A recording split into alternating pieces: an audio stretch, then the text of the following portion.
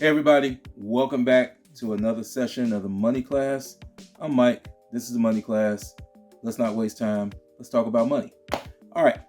In today's video, I'm going to talk about 5 habits that will absolutely assist in the process of keeping you broke that you do not want to practice. So this will be a short video, but do me a favor, make sure you stay to the end because it's not going to be just the traditional run-of-the-mill stuff that you always hear. Because my perspective is a little bit different and it's a little bit more, thought-driven because I was once very broke. And although I am not rich yet, I'm in a lot better position than I was a few short years ago. So without further ado, let's jump right into the list. Number 1, this is the first habit that will probably help you stay broke. Number 1 is you do a lot of impulse buying. Now, I'm pretty disciplined as a shopper. Usually when I go buy something, if they don't have whatever I came to buy, I'm disciplined enough to go ahead and walk out the store. But I know a lot of people do struggle with impulse buying. So I'm going to give you a little bit of homework to do on your own. I want you to look in your closet or look in wherever you store stuff at that you've made impulse purchases on. Ask yourself if you really needed it. Did you really use it? Or was it something that you could have passed up on? And then how much did it cost? So look at all the impulse buying you did for the last year and see how much money that you spent that you probably didn't need to spend. Okay, there's my assignment for the impulse buyers. Number 2, gambling. Well, I wish I could say that this has never applied to me, but I'd be lying. Once upon a time in the early days of internet fantasy football, this is before FanDuel and all that stuff you have now, I was one to really wager quite a bit, particularly baseball and football. I didn't really wager on basketball. I just thought it was too unpredictable. But baseball and football, I would do, my fair share of wagering. I did a lot of parlaying. And even though I came out on top many times, I'm sure if I add it all up, it may have just been a break even. I'm not sure. But could the money have been used more wisely?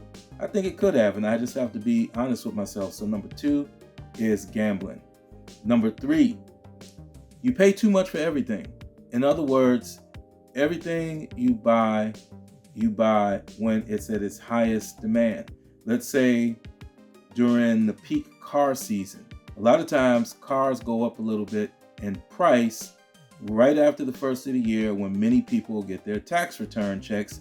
That's like the car dealers licking their chops, right? Because they get ready to raise the prices.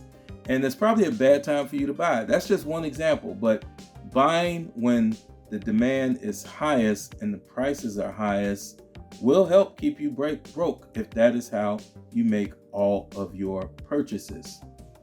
Number 4, you're operating in life without a budget. It cannot be underestimated how important having a budget is. If you have no idea where your money is going every month, how are you going to keep track of it? You may know, well, hey, I know I spent $1,500 on rent and $600, $700 on the car payment. But what about the rest of the money? How much are you spending on food? How much are you spending on miscellaneous expenses? How much are you spending on impulse buying? How much are you spending gambling? And a budget will help you with all of this stuff. Number 5, this is the most important. So first of all, thank you for staying to this point. If you did, that means I kept your attention. Please reward me with a like or subscribe just to help keep the channel going. I would greatly appreciate it. And check out my Linktree while you're at it so you can see the other services that I provide. Number 5, your money is not working for you. Money, in my opinion, was made to work for you. You weren't really made to work for money.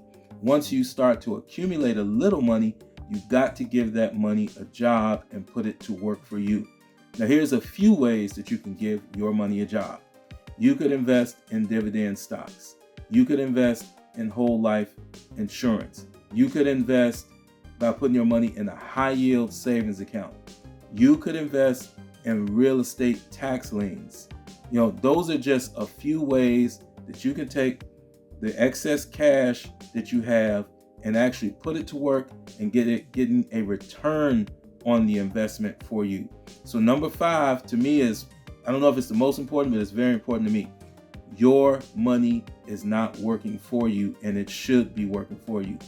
Guys, thanks for joining me today. That's it for this class. I'll be back with the next class soon. But until then, class is dismissed.